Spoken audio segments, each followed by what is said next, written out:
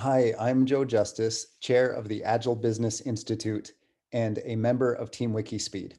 I'd like to share with you everything I'm learning about Agile hardware.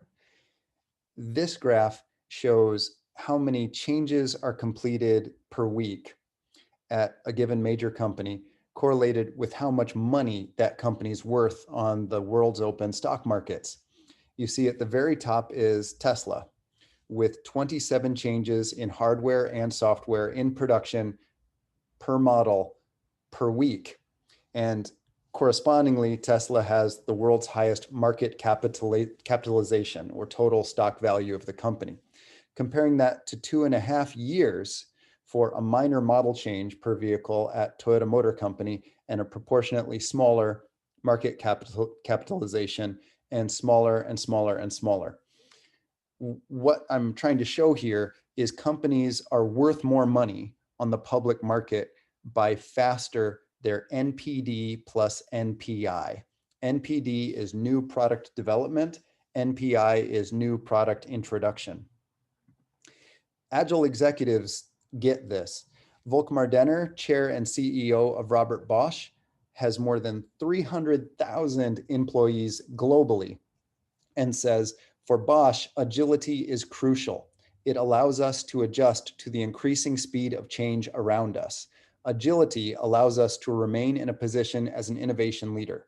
And Volkmar Denner is a direct client of mine in the Agile transformation for Bosch.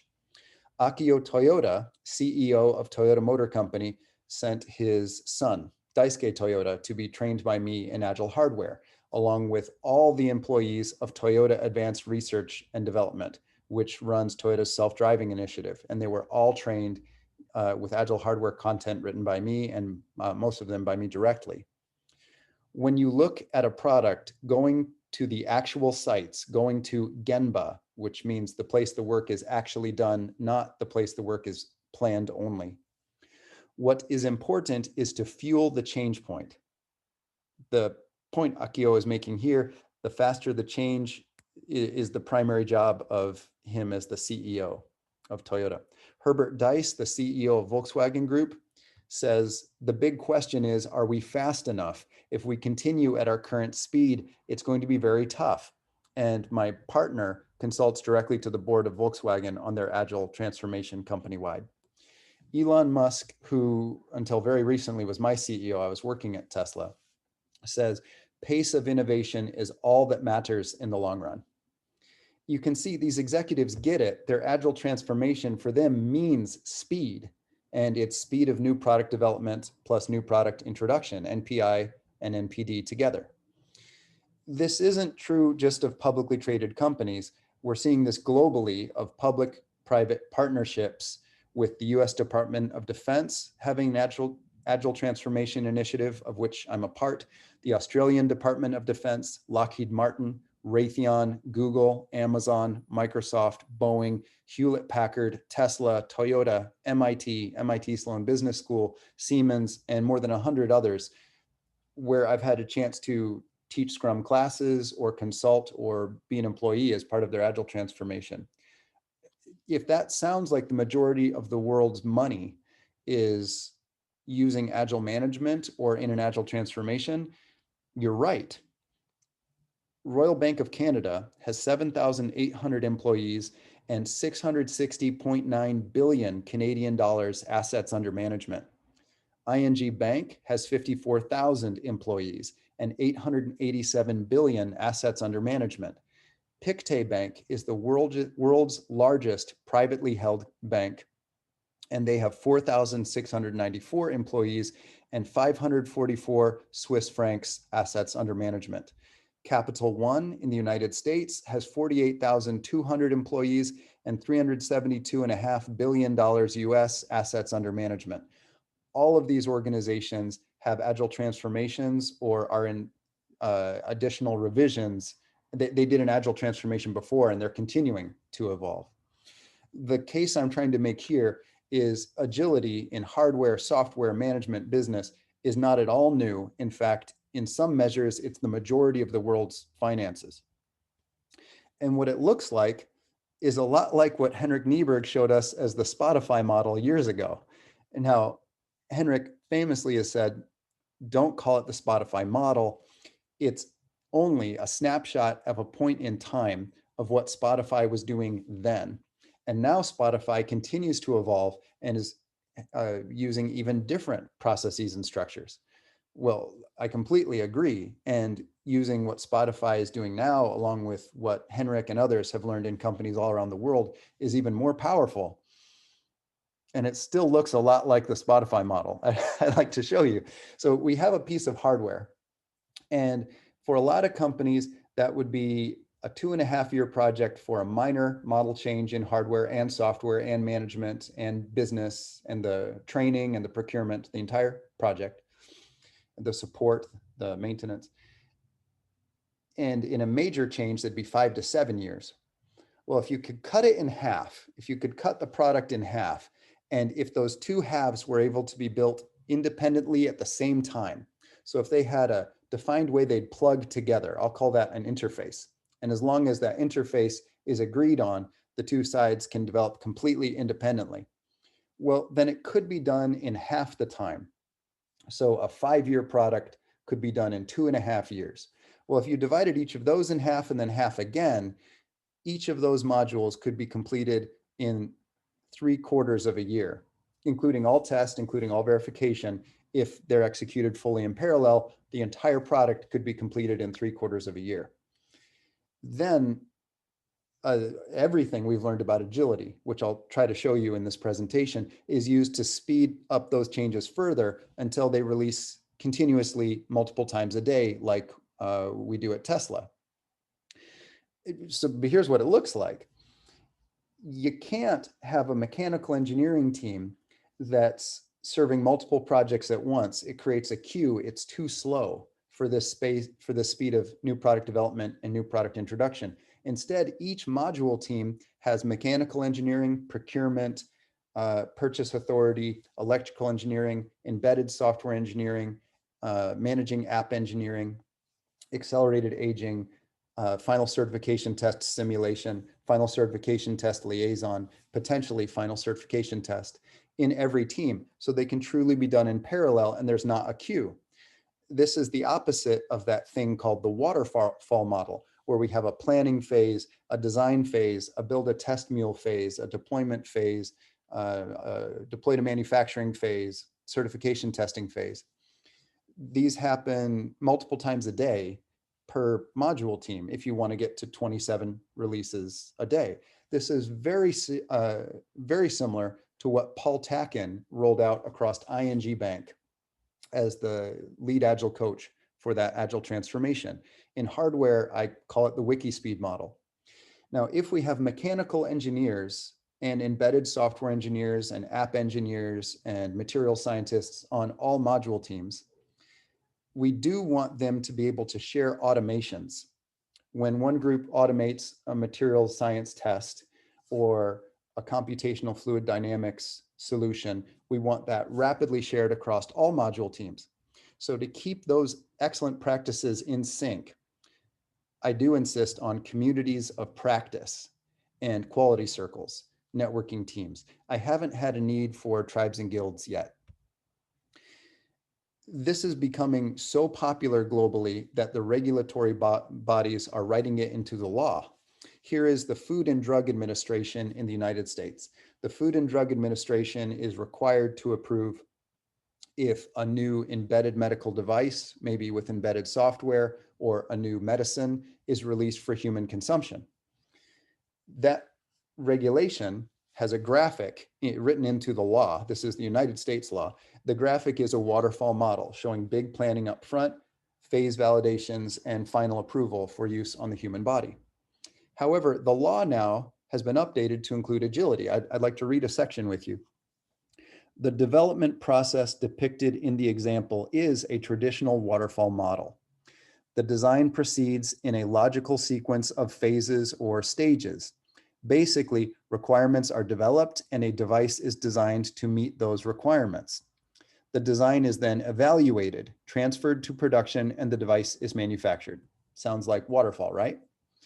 In practice, feedback paths would be required between each phase of the process and previous phase. representing the iterative nature of product development. So the FDA law, the Food and Drug Administration law, says we actually have to iterate and do what's called concurrent development, where all phases or multiple phases are executed simultaneously. So you don't wait till planning is done to build, and you don't wait till build is done to start test. They're concurrent, they're happening simultaneously. The law goes on. Agile, although the waterfall model is a useful tool for introducing design controls, its usefulness in practice is limited. The model does apply to the development of some simpler devices. However, for more complex devices, a concurrent engineering model is more representative of the design process in the industry. So they're saying waterfall is only appropriate for simple solutions. And for where the industry is now, they need concurrent engineering, which means engineering is happening simultaneously with planning and simultaneously with test, which is what I'm talking about for fast NPD plus NPI as well. This is what Agile hardware is. The law goes on. There's a document called a device history file that describes what process was used to make a device for implantation in a human body with embedded software, embedded electronics, embedded hardware, or medicine. The device history file says if we used waterfall model, big planning up front, or if we used Agile hardware with concurrent engineering, module teams, execution in parallel, test in parallel. The law says the primary beneficiary of the device history file is the device manufacturer. They say that's for you anyway. So the process you use is up to you. And concurrent engineering, iterative nature, and feedback paths between all phases is supported and written into the law. And this has resulted in publication of documents like Agile and FDA in regulated environments. Let's see what this looks like in a real company. Here's Volkmar Denner, Chair and CEO of Bosch. Step one, Volkmar called my mobile phone. Thank you so much, Volkmar. What an honor. And I was brought in to have a one-on-one set of meetings with Volkmar, first over the phone and then in person in Stuttgart. Then Volkmar had me give a keynote to all top executive management of Bosch. And when the company is 300,000 people globally, the top management team is 500 people. So these 500 people fly in, and I gave a keynote on Agile hardware. Then I did a sequence of leadership workshops with all top executives. Then I went to work with the product teams. Here on the left is an image from the sprint review of sprint one, week one, of one of the Agile hardware teams. This is a piece of hardware with software and electronics attached to the front of a freight train being used by the customer. So this is a freight locomotive, a full-size train, and the Bosch device is attached and being used in the field at the end of 1 week. Here are the next 4-week sprints. So this is 5 one-week sprints altogether. In sprint 2, the device has a different custom sensor array and a different circuit board with embedded software. The team found in week 1, snow and rain could interfere with the sensors. So there is now an enclosure with a screen and a wiper. In sprint 2, there are even more sensors and a different circuit board and different software. The screen is even larger to accommodate more sensors and a larger wiper. In sprint 4, the team is now custom creating their own enclosures, and the sensors are becoming more compact and the circuit board is becoming more compact, and there's new software. The screen is smaller, the wiper is smaller. By sprint 5, the sensors and software are working so well together that they're able to compensate for the enclosure. They no longer need a screen and therefore no longer need a wiper. And in sprint 5, the device is complete and goes on sale. Every one of these sprints, the product is tested in the field on freight trains by real customers, and the feedback changes what is built the next sprint. So it's not waterfall big planning up front, it's sprint planning up front. And a sprint means we give something to the customer to use and get feedback every sprint. That is Agile hardware. Here's what it looks like in production. The inset picture at the bottom left is me working at Tesla's global headquarters in Fremont, California in the United States. I operated Agile at Tesla for Tesla Global. Here's a picture Elon Musk shared of the Model X being put together in the building behind me. And I'd like to explain a little bit of what's going on here. There are more than 27 changes per week on this model. That means these robots are putting together different parts more than 27 times per week. The robots have flexible hands, and there are teams programming these robots to be able to hold different parts continuously in real time every day. Those teams don't have a queue to support other projects. They support these robots full time all the time and are either improving their current motion or they're helping the robots learn new parts as parts are continuously deployed to these robots. That's called flexible work holding. Because new parts are being deployed in production manufacturing daily, the parts are designed with interfaces. That's these mostly flat mating surfaces between parts. They're not all flat, but you can see the mating surfaces are mostly flat. If the interface doesn't change, the rest of the part can change completely and many times a day, and the parts will still integrate together. The interfaces also can change and do, sometimes multiple times a day. But all products, all parts that share an interface need to be updated on their interface simultaneously. If there's a failure, the parts fail to integrate or they're not as good as the previous build, exactly one car circles back to go through the step again and be modified. The reason that works is there's fast rollback. For fast rollout, we need to have equally fast rollback. So these robots are able to put together a new product every single car, and they're able to fail back to the previous version with one car's length of time. So if the parts fail to integrate or there's a less than optimum design, the cars circle back, go through the process again, and they have the working best in breed operation attached. Automation in software and hardware and management with test in the loop is in fact the answer. Humans are for creative problem solving. Automation is for everything else. If we look down at the factory, traditionally, a factory aspires to have what's called lean one-piece flow. Toyota is famous for this, and it's a key part of the Toyota production system. If you look down at a factory that's doing lean one-piece flow, trucks unload stock, pieces of stuff to be made, and then value is added to that stock operation by operation. And during final integration, there is then testing and then deployment. The problem is if we introduce a change, the entire line needs to be reevaluated potentially. So changes are withheld. There's Kaizen continuously to make the same thing, but to change the thing we're making, that process typically involves shutting down the entire line or the entire factory, often for months or years, while they're retooled. New machines are introduced. It's a construction operation. If you're going to have multiple changes a day, which is the only way to get new product introduction and new product development into about a day, or 27 times a week like Tesla does, you need a completely different flow model. This is called massively parallel concurrent manufacturing. If we're looking down at the factory, we instead have what's called a stock backplane. It's a wide warehouse of many, many rows and aisles. And humans pull carts back and forth, and there's automated carts that pull stock back and forth. What stock is delivered where changes multiple times a day. It's fully dynamic. The parts are pulled by teams doing new product design, pilot manufacturing, and full-time manufacturing in cells.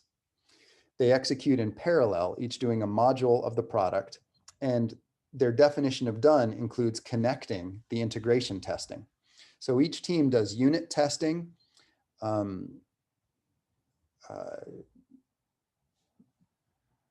regression testing, and then integration testing on the stock front plane. If the vehicle passes integration testing, it then goes through autonomous testing. Some of you may know this is where autopilot came from. It came from something called factory mode. which every single Tesla car, for example, has. The cars put themselves through all non-destructive tests in several test areas, looping around through and behind the Tesla factories before they're deployed. They do noise, vibration, and harshness testing. They do water penetration testing. They verify they're fully watertight. Some of you may or may not know a Tesla can be used as a boat for short periods of time. They're waterproof enough. And this results in 27 changes in production per week. The case I want to make here is lean single one-piece continuous flow has no place in agile manufacturing. It's too slow to change. It's too expensive to change.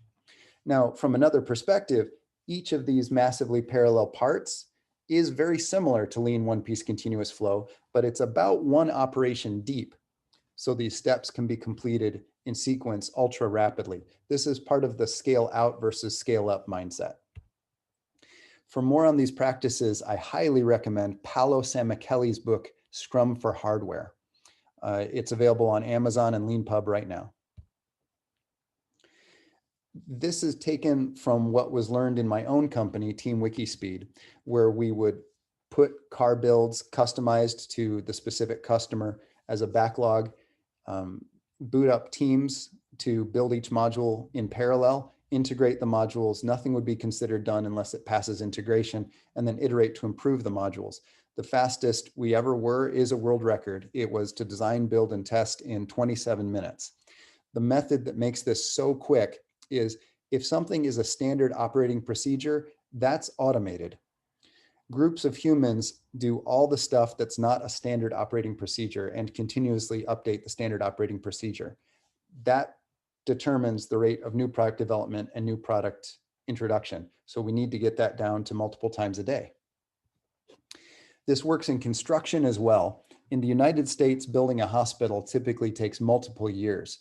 When COVID-19 first became a phenomenon, a pandemic, the United States cities, counties mandated more hospital beds to be rolled out and made available everywhere. And some companies won the bids and were able to deploy hospitals in 3 weeks. Here's how they did it. They took the largest size that could be driven on a United States road, pulled by a truck, or put onto freight rail for distribution. That became the known stable interface for a hospital module. Then the hospital modules are complete working hospitals. They have HVAC, heating, ventilation, and air conditioning. They have sound deadening, installation, power generation, power hookups, known stable interfaces to sewer and water. They have operating hospital beds. So each one of these is able to be deployed, operational all by itself. Then they're manufactured, designed and manufactured in 3-week sprints, deploying at the end of every sprint or even earlier. And they're stacked on top of each other and side by side and connected to be able to have new hospital beds roll out iteratively. This is exactly how companies like Tesla do this with modular XY and modular Z construction, which I'll show you here. In the inset, Peter Stevens and I have had a wonderful Twitter exchange about exchanging flexibility for predictability, and how flexibility and predictability, we can have both if we use known stable interfaces. I'd like to show you how these factories are deployed so quickly. Here's a zoom in on Tesla's Gigafactory in Sparks, Nevada. You can see it's built in modules. What they do is they first level an area and put up a tent. And manufacturing and design starts immediately from the day the property is owned, the same day in a tent. Then a module, a cube of the factory, this is called modular XY construction, is built around the people doing the work with the feedback of the people doing the work. So it's developed to meet the needs of the folks doing the engineering and building. And it increases their capability, or else they would just stay in the tent. So the building is built up around them, the capability, speed, and quality increase. Work stays happening as the next cube of the building is built, and the next cube, and the next cube. So here you can see the next cube is being prepared to be built, and there's already a tent where people are working. They will help define how that building will be constructed. And these buildings are continuously reconstructed every day to continue to improve the quality, the flow, the capability inside each of these cells. as the building is built out. There is also modular Z construction. Here is an office building that is fully staffed, it's fully working, the building is active. People are working inside right now. And while people are working inside, modular Z construction is building an entire another building on top with the feedback of the people working in the building below of what they need to increase their capability and their speed. Now, zooming out, this is right next to that site where I just showed you modular Z construction. This is right by where I was working at the global headquarters in Fremont, California. You can see tarps, canopies, and tents. This is the next site. This is also stock loading and unloading, but this is also an active manufacturing, engineering, and new product design site where people are working on what's going to be the next chunk of the factory. So you'll have a larger tent here later, and then a larger building later, and then buildings built on top later. You can see the work is being prototyped on the ground. So it's not big design up front on a computer. It's the work is simply started under canopies, under tarps, under shade, on the actual layout of the ground you're going to use. And those people define what will be built. And then building never stops, it's continuous. The buildings in piece are gutted and remanufactured continuously. This also works in airplanes. I've been lucky enough to work on the F-35 Joint Strike Fighter, the F-22 Joint Strike Fighter, and the Saab Gripen Joint Strike Fighter. Here are the lead engineers from Boeing for the F-22, from Lockheed Martin for the F-22, and their partners and suppliers. There's also the 3-star Air Force general, retired, who is operating that project. There are the government leads that determine how many of these planes to buy, and the United States government watchdog authority to check how many of these planes should be built. I'm able to share this picture because it was taken in my home in Seattle, Washington. This is what's called a cross-functional leadership team, where you have the people responsible for the product design, the people responsible for purchase, and the people responsible for verifying the purchase is responsible, co-located. They were able to work in sprints to build a car in 45 minutes from raw materials laying on the ground. In the center of the inset picture, sitting in the car they built in 45 minutes, is 3-star retired Air Force General Ken Merchant, who's operating the F-22 project. There are also people from the, actually he's just to the side. There are also people from the F-35 project. And I was given awards for this from Raytheon, Lockheed Martin, Boeing, F-22, F-35, to celebrate this initiative. Saab is able to build the Gripen in 3-week sprints. And the way they're able to do this, including final certification testing, is they negotiated permission with the testing authority that their internal testing completed every 3 weeks would serve as final verification testing. This means they can make changes to hardware and software on the airplane at any time and fly it legally. They don't have to requalify the platform because their internal testing is so good. It's the complete certification suite internally. Here speaking about this is Bjorn Sobetoft, who leads the software program for the Saab Gripen. This results in a fast cadence of iterative hardware release because design, build, and test happens within 3 weeks. NPD plus NPI happens within 3 weeks. So they have continuous release of improved planes. When your planes have changes in hardware and software every 3 weeks, now all the other Agile practices make sense, like having users co-located with design, engineering, and build. Saab Gripen at Saab Aeronautics, Saab Defense in Linköping, Sweden, has 8 pilots full-time on site. Because the planes are changing so quickly, pilot feedback is needed every 3-week sprint, often every day. If the planes were built on 5, 7, or 8-year cadences, it wouldn't be nearly as important to have the pilots full-time on site. So the point I'd like to make here is all the good Agile practices make great sense if we're fast. And Agile hardware means NPD plus NPI in shorter and shorter cadences. For most companies, that's 5 or 7 years now. But with modularization, we can get that down to less than a year. And then with agile practices, we can get it down to less than a day. This is happening in commercial and cargo aircraft as well. I've had the opportunity to work with Boeing on the new model aircraft and Mitsubishi on the Mitsubishi regional jet. The way this works is first, a survey is conducted of all engineering staff, all management staff, all procurement, all finance, all software, for them to report how do they think they're actually working. Now that there's feedback on how the people are doing the work actually believe they're working, that is presented to the executive team. And the executive team conducts a retrospective on the agile engineering practices, the agile values, the agile principles, to determine what is the backlog that brings the companies from where the people doing the work say they are now towards new product development and new product introduction in less than a day. That backlog then becomes the backlog of the agile transformation. And I will often perform as an executive in the company for a period of time, being the product owner of that backlog. Everyone in the company is trained. For me, that's a certified Scrum Master and then certified product owner course.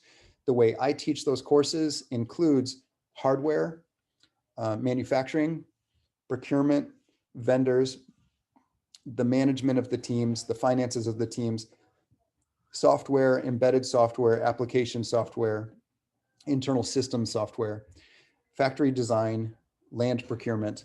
It's full stack, and it has to be full stack because if the entire stack is not fast, we won't get NPD plus NPI in less than a day.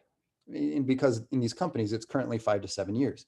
So everyone is trained so they have common vocabulary. And the way I run these classes includes agility for the full stack operations of this hardware company, including management, finances, hardware, and software.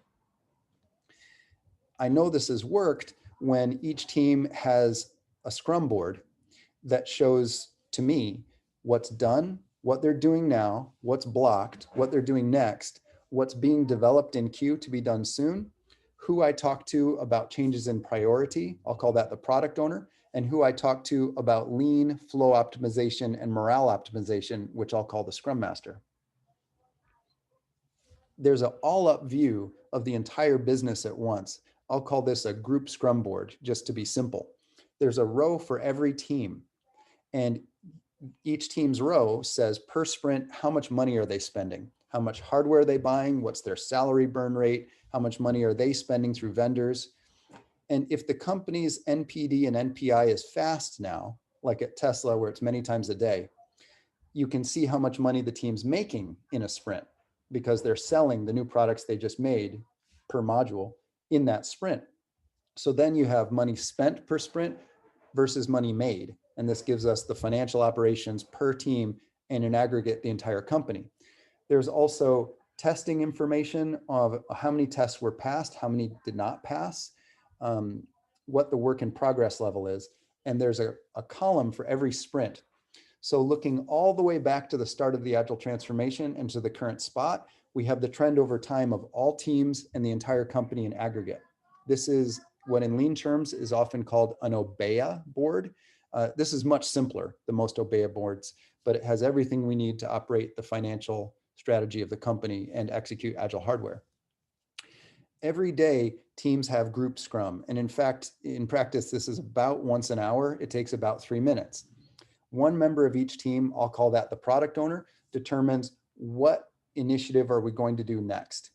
Now, when NPD plus NPI is less than a day, it's very meaningful to have this conversation multiple times a day. If the company has NPD plus NPI taking multiple years, it would be useless to rediscuss what to do next on a daily cadence. The company's too slow for that. But as the company gets Agile hardware, this conversation is about once an hour. At the same time, a member of each team, I'll call that the Scrum Master, discusses flow improvements, reduction of cycle time, waste elimination to increase speed. Where do we need better robots? Where do we need better robotic programming? Where do we need a faster feedback loop from test? Where do we need the factory to change and in what way? Where does the flow need to change for a higher rate? The development team owns quality. and they discuss in the same time box, how's our teamwork practices, how's our pairing, how is our technical excellence, how are we automating our work? In fact, the primary conversation is the automation. So there's a fast feedback loop of test. So the humans are only doing creative problem solving and robots are doing everything else. Here's what it looks like. We have the product, the final product split into modules. Each of those is owned by a team which operates like its own company with its own ability to prioritize, its own ability to execute continuous improvement, its own ability to automate, and its own ability to procure. What I learned working in Silicon Valley is there are company as a service teams. These are agile teams that own funding, making sure Series A, B, C investment is streamed to all the teams. There is a facilities team. If we need a factory, make sure we have it now. Does it need security? Is the security there? Is the security performing correctly and not frustrating to the employees and the people doing the work, the vendors? These companies, which may surprise you, all have a gourmet team and a coffee team. This is completely ubiquitous across Silicon Valley. They all have it. The gourmet team's job is to have world-class food served hot every 3 to 4 hours, 24 hours a day. The coffee team's job is to make custom coffee drinks with a live barista or barista 24 hours a day as ordered by anyone for free. When you're working this fast, this seems to be required for morale to stay high. What we used to have were phase teams, where we had an overall project plan that would flow to a marketing plan, to an updated business plan, to validated robust product, to field test, to technical service plan, to manufacturing chain plan, to IP gathering, to maintain. Melvin Conway in 1967 defined what is now called Conway's Law. The organization's products are going to be a mirror of the way people communicate inside the company. And we can then extrapolate from that. The way people communicate in the company is defined by the processes they actually follow and the way they're structured and organized. That results in rockets like the Ariane 5, where you can tell there are a bunch of organizations working alone and not talking. There's minimal reuse of product. There are many different fastener types. Any maintenance is expensive because the rocket is so unique across all areas. The same solution is re-engineered different ways many times. It's expensive to develop, maintain, and integrate systems. It's produced by contract suppliers, not grouped by interface. It shows Conway's Law is completely true. Now, by the way, Ariane 6, the replacement rocket, is far better. The Ariane program continues to improve. Looking at a previous generation, you can see the faults of Conway's Law. The solution is to split large projects into independent small projects and have them communicate excellent engineering practices, primarily automation and submodule reuse, through communities of practice and quality circles. It looks like this. We have an extra large project that is split into small and extra small projects. This is how we get the speed of parallel execution, and this is how we have commonality, reuse, low cost of operation, low cost of maintenance. This is what's called Justice's Law. The modules of the system define the structure of the organization, or more simply, the modules of the product define the structure of the company. That means we don't have a mechanical engineering group with a queue passing to it. Each of the modules has mechanical engineers and electrical engineers and manufacturing integration and new product introduction. This is exactly what SpaceX does. Here is a video clip from the sprint review of the Falcon Heavy rocket. And in the inset is me at SpaceX World Headquarters in Hawthorne, California, United States. The Falcon Heavy rocket is an extra large project. It's made of 3 large projects, 3 Falcon 9 rockets. And the Falcon 9 rockets are made of 9 Merlin engines. The Merlin engines are made every week. For SpaceX, they're an extra small project. And Elon Musk famously said, no 2 Merlin engines have ever been made the same. They're continually testing improvements. So they're all different. It's true agile manufacturing, exactly as I've been showing you. Well, these are being made and designed and improved every day. When 9 of them are done, they're composed into a large project, a Falcon 9. When 3 Falcon 9s are done, they're composed into an extra large project, a Falcon Heavy. This works so well because of what the Standish Group has been teaching us since 1985. The Standish Group has shown us that large waterfall projects, where we have big planning up front and we intend one release at the end, have the highest risk, the highest failure rate. 42% of large waterfall projects are complete and total failures. All money is spent and nothing is ever used. The Standish Group tracks hardware, finance, software projects all over the world. By contrast, small Agile projects are complete and total failures 4% of the time. Agile projects that are small are on time, on budget 58% of the time, the lowest risk category of any type of project examined by the Standish Group since 1985. What this tells us is the entire risk mitigation strategy is taking extra large projects and splitting them into parallel executable extra small projects, which increases speed and reduces risk, which lowers the cost. So overall cost is reduced. Each of these extra small projects can then be tracked on a sprint burn down chart. So we have a trend of how quickly the company will complete these extra small projects that's predictive over time. This helps us gather investment, set customer expectations, and build the factories out at the correct pace. We can aggregate hundreds and thousands of these extra small projects together to make a release burn down chart, which gives us a trend that is highly accurate to when extra large projects are going to be done. And the more extra small projects are done, the more accurate the extra large projects are. And you can see that in Tesla and SpaceX, where Tesla and SpaceX future predictive estimates are becoming more and more accurate per year. To speed this up, we do something called monotasking. I worked with 3,500 professionals in Asia, the United States, Africa, Europe, South America, Canada, and I found if the professionals worked on project A, then B, then C, then A, then B, then C, then A, then B, then C, they were the slowest.